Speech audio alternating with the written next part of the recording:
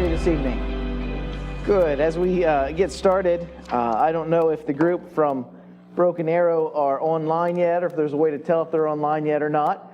But I just want to give a shout out to my dear friend Nathan Davis.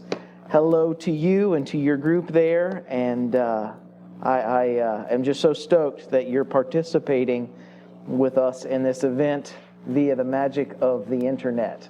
That's super cool. And whoever else is watching out there, I want to welcome you as well. Tonight's first topic is If God is So Good.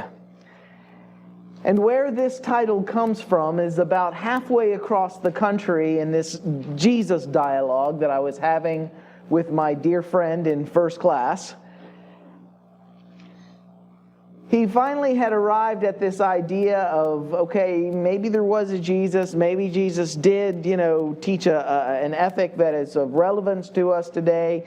But then he switched from the ethical view of Jesus to the cosmological view of Jesus rather quickly. And he says, well, then just tell me this. Let's say Jesus is as good as he is. Well, if there's a good God out there, he said, and God is so good, and God looks like that Jesus, he says, then why is the suck factor of my life so high? Can anyone identify with the question he's asking?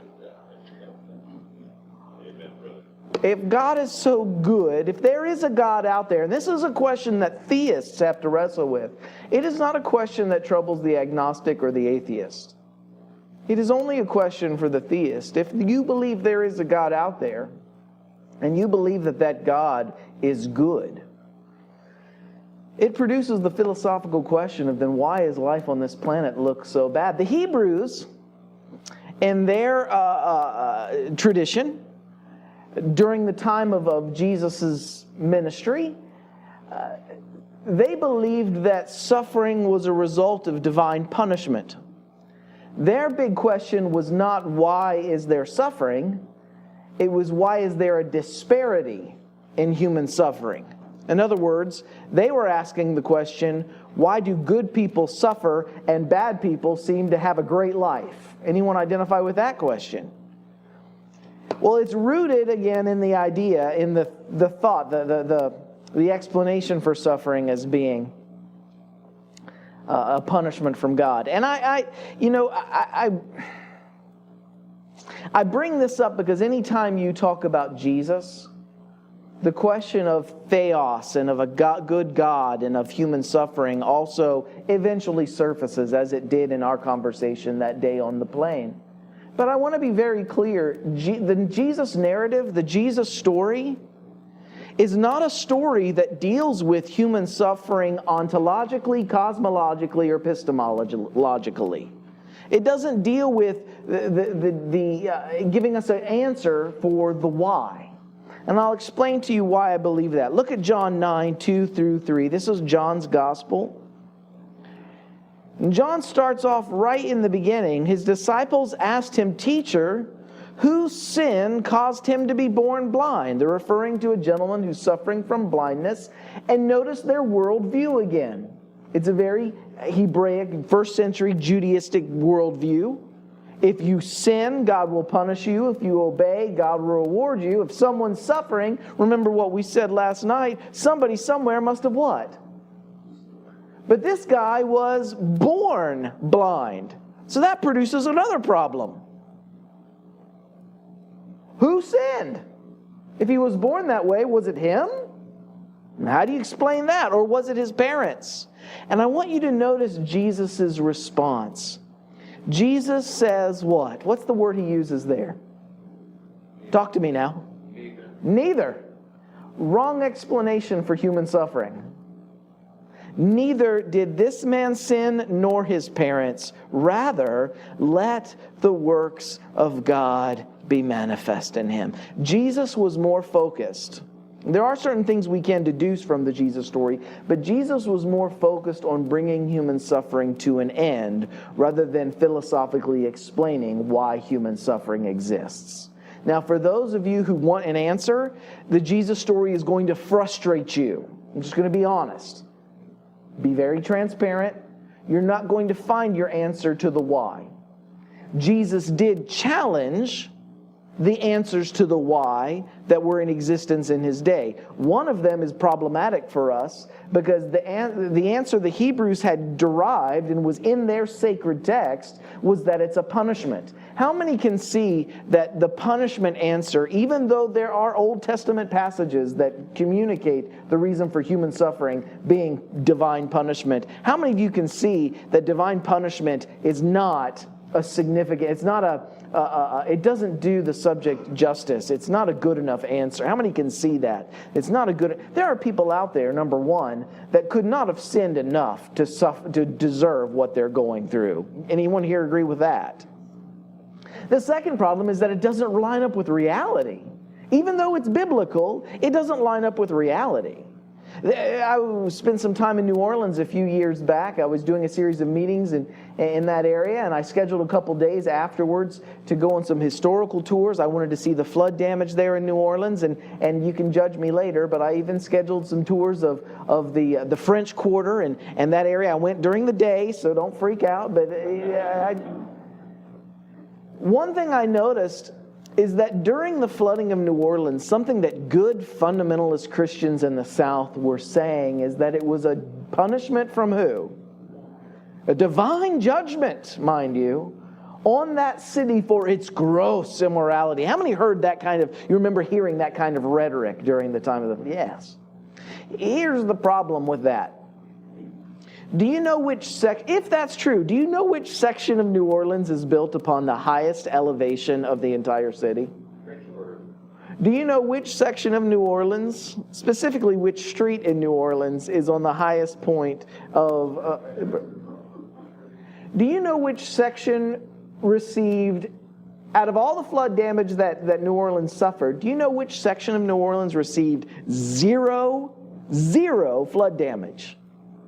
The French Quarter, specifically Bourbon Street.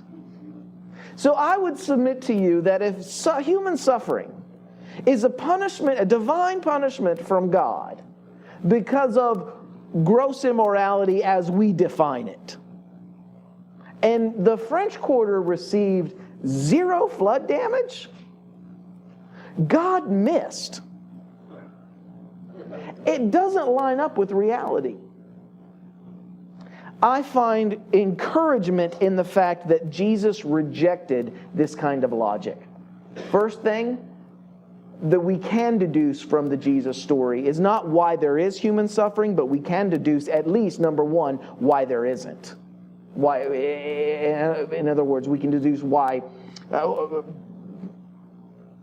What's the word I'm looking for?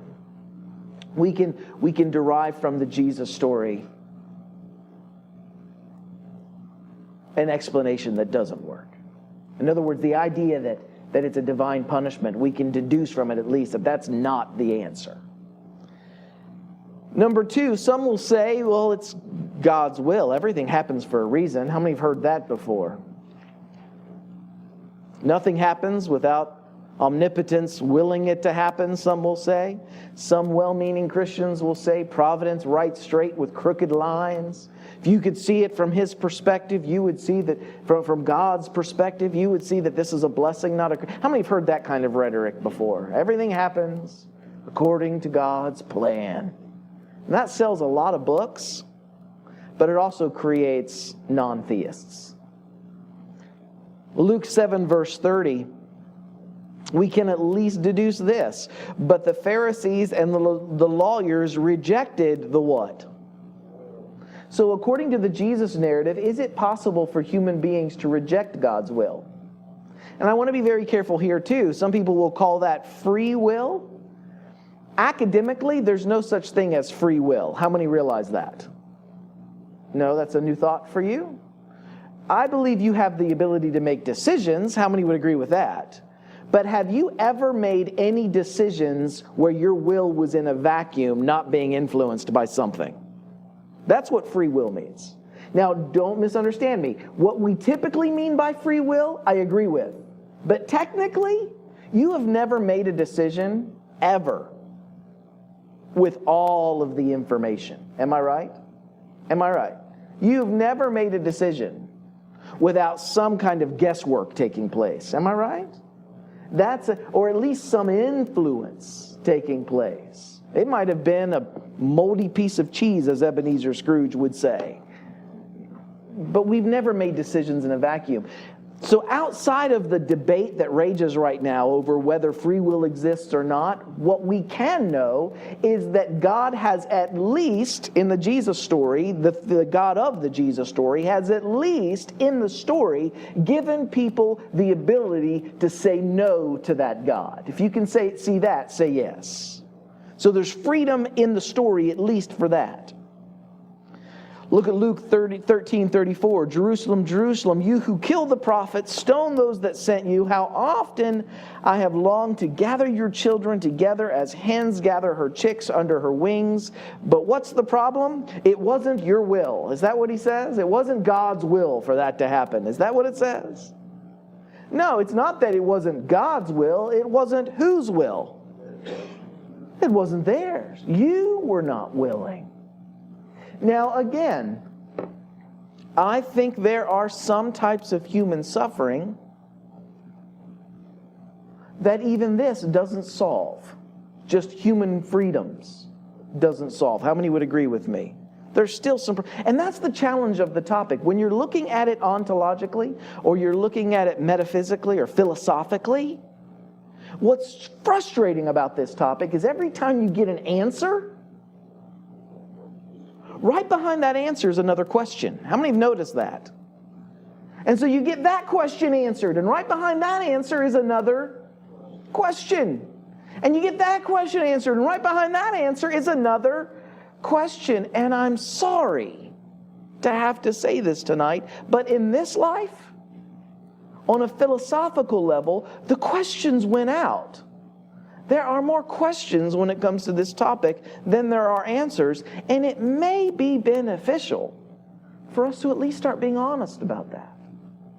What I find great comfort in is that the Jesus story may not give me answers to the whys of human suffering, but it does give me ways, methods. It gives me a path whereby which I can participate in alleviating and bringing an end to human suffering. Do you see the difference between the two? This is a story that shows us a path, not an explanation. And I know that'll be disappointing for some who need an explanation. I wish I had more to give you. Look at Matthew 6, verse 10. Jesus, this is what Christians call the Lord's Prayer. This is probably the most famous prayer in the Gospels. It is the most famous prayer in the Gospels. And Jesus teaches his disciples here to pray, your kingdom come, your will be done on earth as it is in heaven.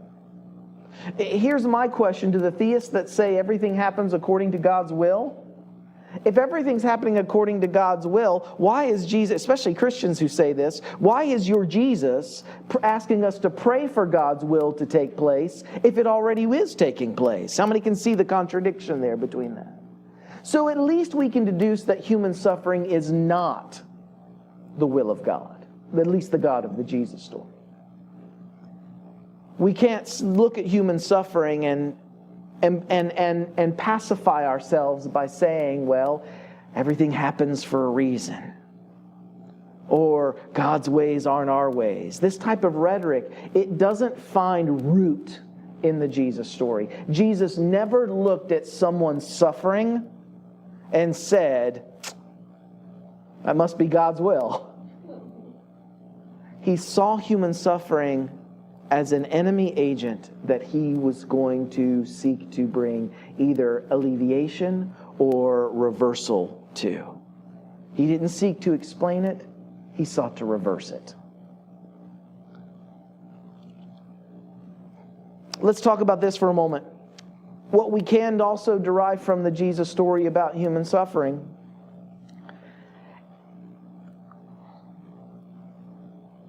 challenges these ideas that there's a God out there that can do anything that God wants.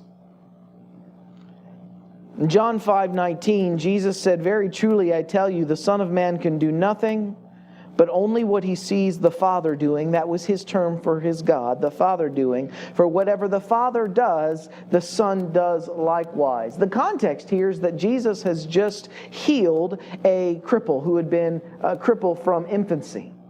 He has just healed a paralytic who couldn't walk. And the reason he justifies him doing this, even though it's on the Jewish Sabbath day, which they said you can't heal on, the reason he justifies this is because he had a picture of his God that said that was God's will. Are you with me?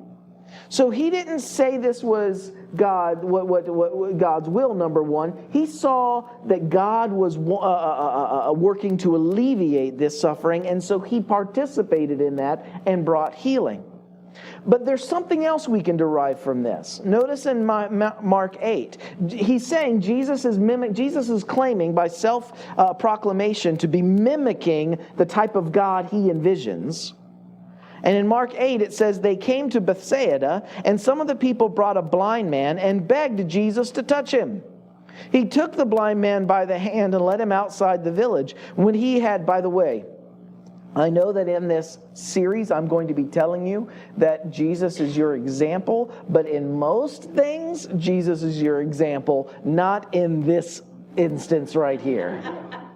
If someone comes to you for help, do not spit in their eye. It says, when Jesus had spit on the man's eyes, and we can talk about the cultural significance of that later, and put his hands on him, Jesus asked, do you see anything? And this is fascinating. He looked up and said, I see people, they look like trees walking around. Now watch what happens. So once more, Jesus put his hands on the man's eyes. Then his eyes were opened, his sight was restored, and he saw everything clearly. Now maybe you're not realizing why this story is so precious to this topic. Has anyone ever found courage in this story that even Jesus had to pray twice? Think about what that implies. Some who say that everything happens according to God's will, was it not God's will to heal him the first time?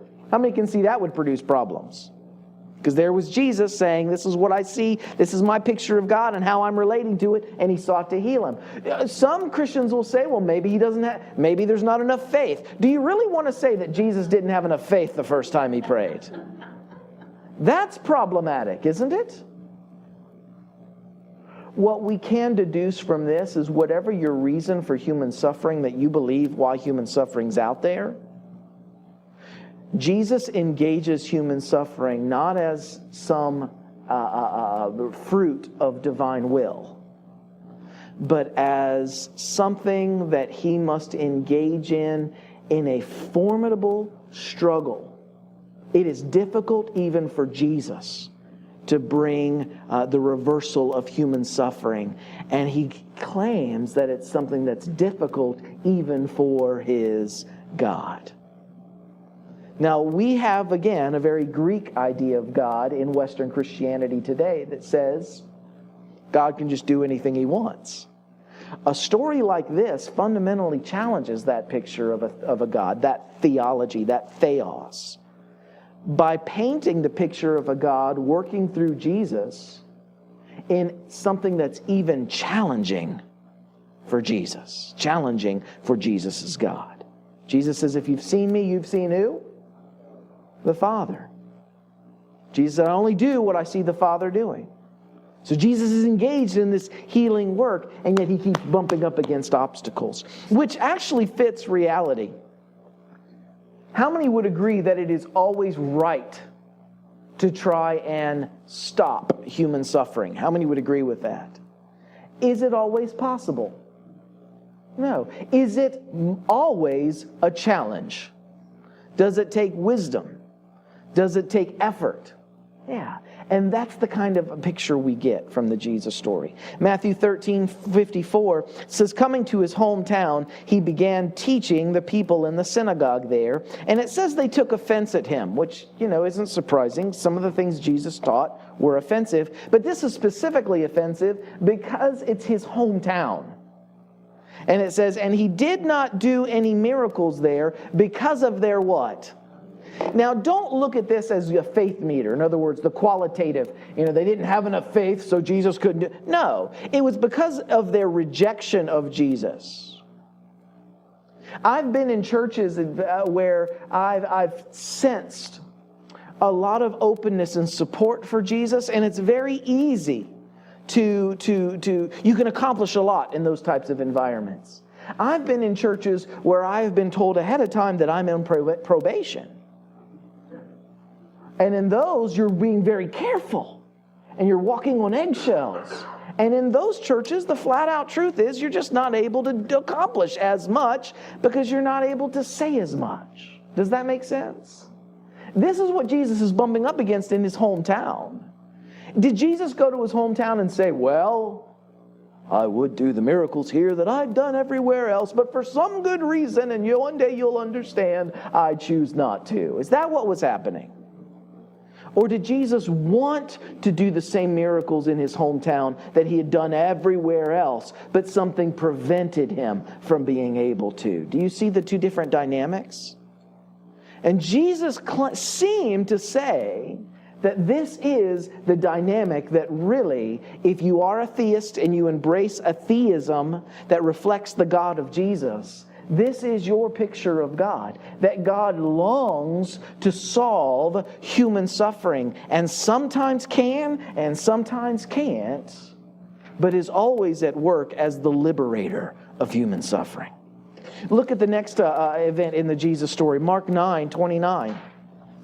He replied, this kind can come out only by prayer. The context here is that a father had brought to the disciples of Jesus a demon-possessed child, that father's son, and the disciples had prayed and prayed and prayed and prayed and couldn't do it.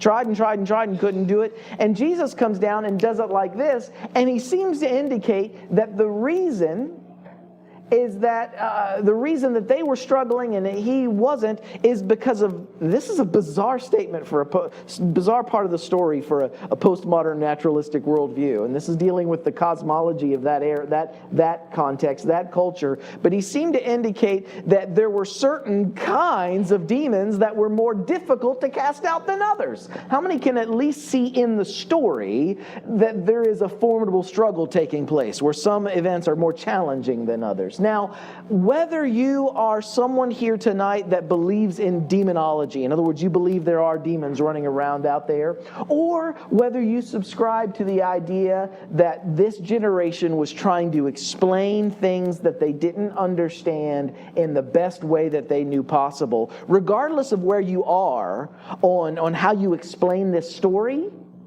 what we can both derive from this story is that some human sufferings are more challenging to fix than other human sufferings, even for Jesus. John 16:33.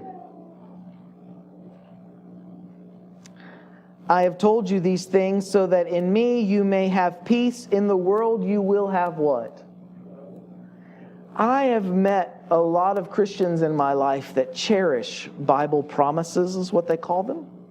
They'll write them down. They'll put them on their steering wheel, or they'll put them on the refrigerator, or they'll put them different places. I have yet to meet a Christian really into Bible promises that has written this one on a 3.5 card and taped it somewhere. But this is a promise from Jesus. You, in this world, will have trouble. One of the reasons is because there are more wills involved on this planet than just the gods of the Jesus story. That God's will. Another reason is because Jesus seems to paint that God as being non-coercive.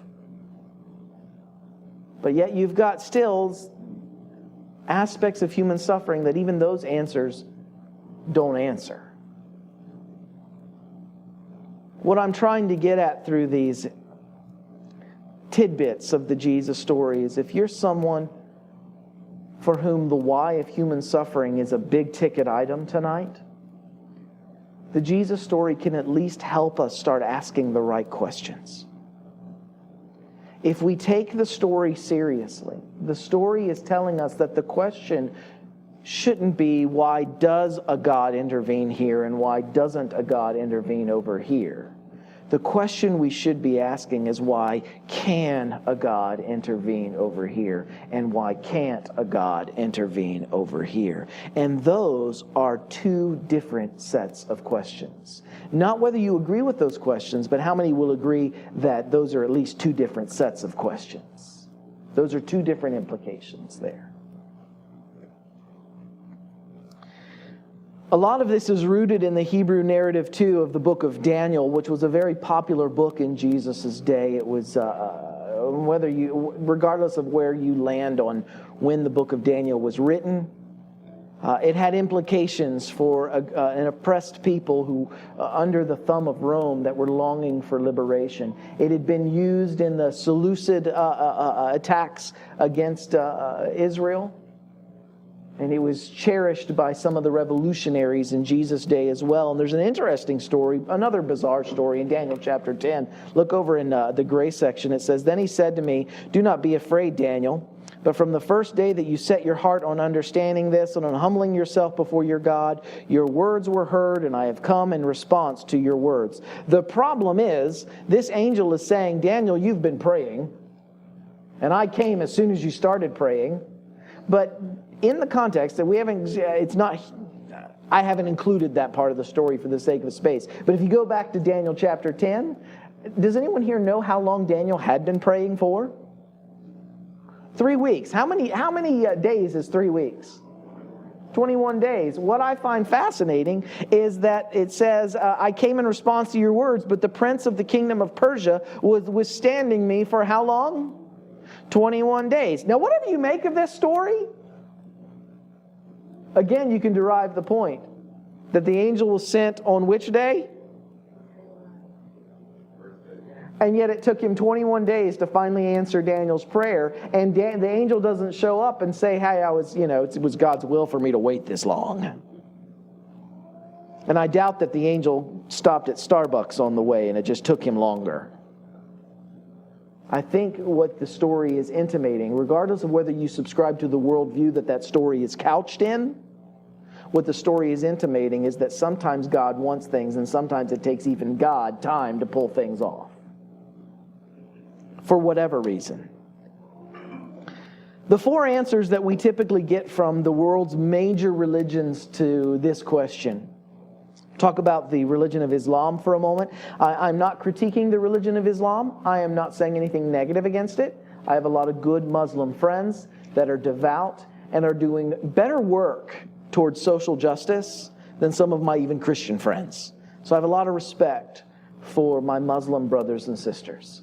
But one of the answers that the religion of Islam gives is that it's disrespectful to ask why there's human suffering. In other words, it's disrespectful to question Allah, the will of Allah. It's blasphemous to even ask the question, why is there human suffering? How many have bumped into that answer, by the way, in Christianity as well? It's wrong to even ask why. I'm not saying it's wrong to ask why. I'm just telling you the Jesus story doesn't answer it. What the Jesus story does do is give us a way to alleviate human suffering, not explain to us the metaphysical reason why it exists. The Hindu answer, and before we judge too quickly, listen perceptively. The Hindu answer says if someone's suffering, it's their fault because they must have done something wrong in a previous life. That's called reincarnation. So ultimately, the answer for them is, if someone's suffering, whose fault is it? Theirs. Let's not critique that too hard, because how many have heard that answer in Christianity before? We don't say in a previous life, we say in this life. Somewhere. Buddhism gives the answer It's just perception. There's no such thing as evil. There's no such thing as suffering. It's just how you're perceiving it. How many have heard that from Christianity before? If you could see this from God's perspective. And I've listed number 4 because number 4 seems to, Christianity, the fourth world religion that we're looking at here, Christianity seems to be a hybrid of all the 3 answers we previously looked at. Depending upon which Christian you're talking to today, you will either get the Buddhist, Muslim, or Hindu answer to human suffering. The Jesus story gives us a radically different answer to human suffering or at least a contradictory picture of human suffering than all of the world's 4 major religions today. And I think that is significant for us to wrestle with in this series. Number 1, as we've covered tonight, the Jesus story intimates that human suffering is not a punishment from God. How many are thankful for that? Jesus rejected that idea. Now, you may have a Bible verse that you say, but the Bible teaches that. Well, Judaism did too, had those same verses. And Jesus rejected that as an explanation for human suffering. The second thing we can deduce from what we've looked at is that not everything happens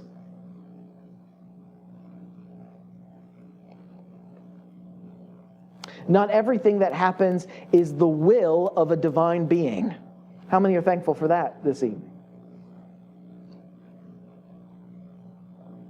And number 3, what we can derive from the Jesus story is that preventing, healing, or stopping human suffering is always good. If you agree with that, say yes. But it is not always easy. If you can agree with that, say yes. Someone that I've been shaped by in my life is the scholar and theologian James H. Cone. For those of you who don't know who James Cone was, James Cone is the figurehead. He's not the father, but he's the figurehead for black liberation theology here in America. And he makes some interesting statements about human suffering that I want to share with you this evening. It's in your grace section. It says, "The more I believed in God, the harder it became to sustain my faith." Has anyone ever been in that situation before? In the context of human suffering. The more you took the idea of a good God literally, the harder it became when you looked at human suffering to believe in a God that looks like that. How many have ever been in that predicament with James? And this was James's struggle. He said, white supremacy was so pervasive that everywhere I went, it was there staring me in the face. In the North as well as the South, if God loves black people, James says, then why do we suffer so much? I'll tell you why. Well, maybe that's too brazen. No, I think it deserves to be honest. Because of white Christians here in America.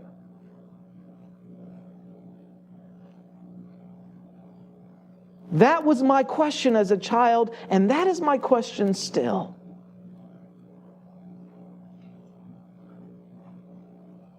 The Christian gospel, watch this, is more than a transcendent reality, more than going to heaven when I die to shout salvation as I fly. It is also an imminent reality, a powerful, watch this, liberating presence among the poor right now in their midst, building them up where they are torn down, propping them up on every leaning side. The gospel is found wherever poor people struggle for justice, fighting for the right to life, liberty, and the pursuit of happiness. Ben Jenkins claims that Jesus won't fail you. And notice the context. That was made in the heat of the struggle for civil rights in Mississippi.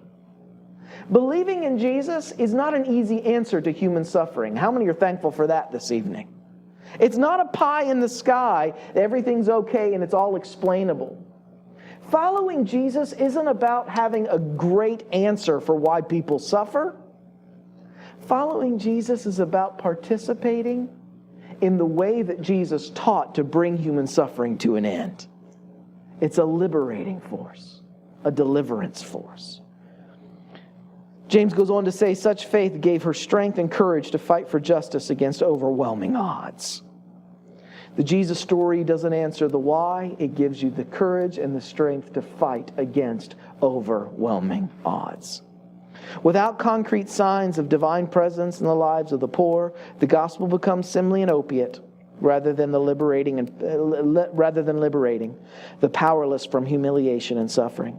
The gospel becomes a drug that helps them adjust to this world by looking for pie in the sky. How many have seen religion used to placate the suffering that are being oppressed? It's been used by those at the tops of the pyramids to keep those at the bottom anesthetized, looking for post-mortem blessing and just being content with what they're going through today. How many have seen religion used like that before? That is not what we're doing with the Jesus story in this series. Jesus gives us a way to restore those on both sides of human suffering, those that are causing it and those that are being the recipients of it. He gives us a way that is different from most revolutions, because most revolutions just replace oppressive regimes with another oppressive regime by a different name. It just flips it. Jesus gave us a way to dismantle the whole mess and to move toward a different world. So I contrast for you tonight. I know that typically when we talk about this topic, we're looking for an answer to the why. If you agree with that, say yes. Somebody tell me why people hurt. Why am I hurting? If God's so good. That is a very Hellenistic question to ask, and it's not bad. It's just a philosophical question. In the Jesus story, Jesus did very little going around explaining to people how the world operates and why it operates the way it does. He spent the lion's share of his time, instead of explaining things, trying to change things. In John 9, as we began tonight, remember the disciples began by asking the question, why? Who sinned, the guy or his parents? And Jesus had the opportunity there to give the answer of why. And instead he said what? He said neither. Let's just go to work at trying to alleviate this suffering rather than sitting back passively and talking about it. We are too content with answers to these questions when we should be allowing those questions to empower us to go out and bring an end to human suffering. And I have a hunch that if more Jesus followers were bringing an end to human suffering, rather than debating why it exists, there would be less questions as to why it exists, and it would be easier for people to believe that there may be a God out there who is at work trying to bring human suffering to an end. So that's what it means to participate with Jesus. It doesn't mean you have, how many are thankful for that? It doesn't mean you have a slick philosophical answer to all the world's problems. How many are thankful for that? What it does do is show you a way to start alleviating the pain and the suffering that grips the majority of the inhabitants of this planet. It's not a why as much as it is a how. It's not why it's here, it's how can we stop, how can we bring it to an end? And it does give us hope, because it's not an endless dream. It's not a dream without some concrete assurance. It isn't, well, you can try, but no one's ever going to be able to pull it off. It's not that. The end of the story is that there was coming a day in Revelation 21:4 where he will wipe away how many tears? Every tear from their eyes. There will be no more death or mourning or crying or pain. How many are thankful that that's the end of the story? For the old order of things has what? The challenge is that some of us are sitting around waiting for him to come and do this. And that's not why this is here. The story is told of the old stonemasons in Europe who built the beautiful cathedrals. You would have the stonemasons that would be assigned a specific job, and then you would have a master mason over all of the stonemasons. the master mason would assign each under mason a specific rock, a specific stone with specific instructions on what they were, how much was to be cut off here, how much was to be, what angle it was to have over here. And their only responsibility was to work on the rock that was in front of them. That's all they were to do. They didn't have to understand how it would fit into the end process. They didn't have to understand the big picture. All they needed to do was focus on shaping the rock in front of them. And when the master mason would come at the end of all of the shaping of the various and different stones, what the master mason would do is he would come around and gather up all of these rocks and form them into a beautiful cathedral. And if the mason was lucky enough, he could find the stone that he actually worked on and see how it fit in the beautiful structure. What would have happened if the masons just sat around and said, well, when the master comes, he'll build the cathedral? No, it took both, did it not? They were to participate in the work that led up to the enabling of the mason to finish it. And I don't know, I'm being transparent with you tonight, I don't know how heaven and earth are going to be reunited again. I don't know the big picture, how that's all going to play out. What I do know is that you and I bump into human suffering in front of us every day. And we're not called to sit back and wait on a day when He will wipe away every tear from every eye. We are to work at bringing the old order of things to an end, replaced by the new order we see in Jesus that began in His death and resurrection, so that He can return and wipe away every tear from every eye. So if you were coming tonight looking for a philosophical answer, remember what I shared last night? I think following Jesus becomes derailed when we treat it philosophically. You can see this in Christian history. The first Christians after the apostles died, if you read their writings, Clement, Ignatius, Polycarp, the Didache, if you read those early Christian documents, they weren't great theological treatises on what to believe and what not to believe. They were ethical works on how to live and how not to live. We've lost some of that in Protestantism as a result of the Reformation. This faith versus works debate, how many have heard that in religious circles before? We're so afraid of any instruction on how to live that we've thrown out the entire thing, many of us. Jesus is not giving us a difficult way to get to heaven, a bunch of rules to do in order to get to heaven. He's giving us a risky way to heal the world. He's not giving you no medical student graduates from 3.5, 4 years of medical school and says, man, what a works trip. All they did for the last 4 years was just tell me how to do things. Tell me what to do. No, they look at all that instruction and how to do things properly, and they're excited about it because they're going out into the world to make the world a better place. Yes, Jesus is going to give you a list of things to do this week. But it's not a list of things to do to arrive at some post-mortem destination. It's a rock that when you find it in front of you, He's going to give you how to shave off this angle and how to fix this angle and how to alleviate human suffering. And that's what, see, in the early, this is where I was going with that. With the early Christian writings, they were focused on what to do and what not to do. Not as how to earn something, but as a way to bring alleviation to the suffering that they saw in their world. The turn of the century, especially with what's his name? Justin Martyr. Justin Martyr was the first Christian father to write. This is just trivia, but if you're into this, if you're into history, you'll love it. If you don't, you can just disregard it. Justin Martyr, go read his writings.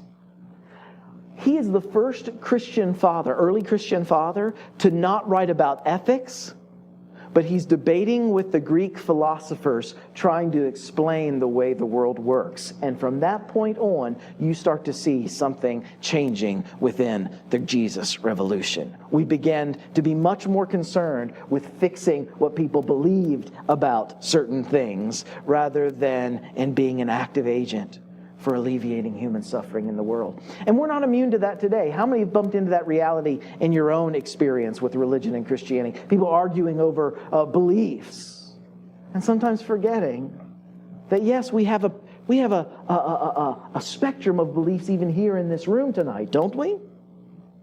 But we can all agree on one thing: there's suffering in this world. And Jesus gave us a way to cooperate with one another where the collective is able to do greater than the individual. And we can go out into the world following the ethical teachings of this Jesus and bringing human suffering to an end.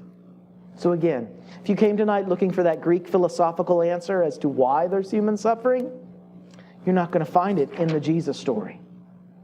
You'll find things that guide you in understanding what the answer isn't. How many saw that tonight? But what you'll get from the Jesus story, more importantly, not an answer that will allow you to sit back satisfied that you've explained it, but a set of values, a set of ethics, that if put into practice will be difficult.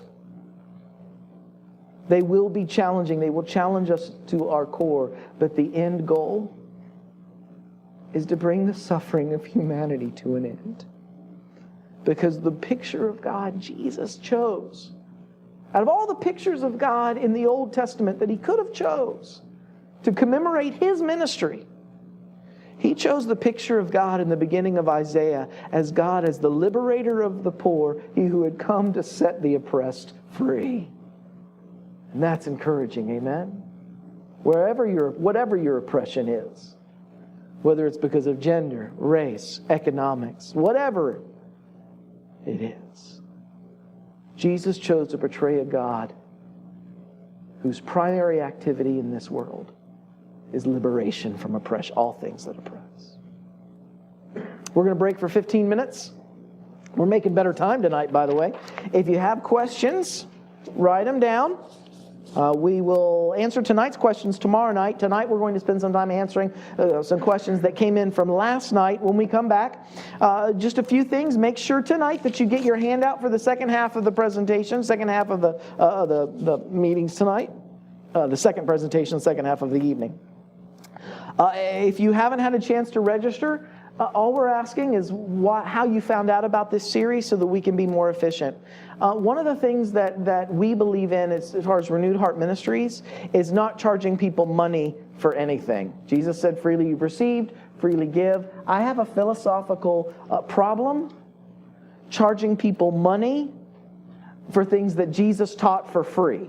How many can see the disconnect there? So even this weekend, I'm not making a red cent off of this. This is not how it works. It's not, I mean, people say, well, Herb, how are you going to make a living? Haven't figured that out yet. But it's all, it's. We want to do things as freely as possible, as efficiently as possible, as devoid of a monetary system as possible. And so one of the things that helps us know how to do this more effectively is we want to know how you found out about this series. Why are you here tonight? If you would register and just tell us that, we will send you as our thank you. It's not if you come a certain amount of nights. It's just for giving us that information. At the end of this series, we will send you to whatever address you give us on that paper. We will send you a free copy of the entire series. It'll be an audio copy, not a visual, an audio copy of the entire series along with all the handouts just as a gift to you. It's about a $70 value. We're just giving that to you as a thank you. How many have ever been to series where they sell you the recordings how many have ever been to one of those? That's not what we're not here. We're not going to take your money this week. How many are thankful for that? We're not here to add more stress to your financial worries. But while we're asking, we're going to give it away for free if you would just help us in that one thing. The other thing is that there is a drawing tonight. I'm going to end. Okay, great. This author, I have not read this book, okay? But I know this author personally. And this guy is the real deal. You ever met people that are playing the game? This guy's the real deal. His name is Chris Blake. He is a professor at a Christian university called Union University in Nebraska. He's a peace worker from the 60s and 70s. In other words, he was an activist for nonviolence. And today he's leading peace and reconciliation work as a Christian. And one of the books that he's written is Searching for a God to Love. Just an exceptional guy. I got a chance to actually spend a weekend with him last month. Him and me and about 10 other people, we just spent the weekend together. And he's just such a cool guy. So anyways, this book is worth putting your name in the hat for. It's separate than the registration. Just write your name on a piece of paper, throw it in the bowl, and they'll have a drawing for this at the end. Again, I haven't read the book, but I know the guy, and he's a great guy. What else? There was a third thing. Oh, no, I said that. Questions, registration, drawing, handout. Am I missing anything? That's it? All right, good. Enjoy your refreshments. We'll be back in 15 minutes. Thank you so much for being here tonight. The next topic is repenting of religion. Come back in 15 minutes. We'll see you then.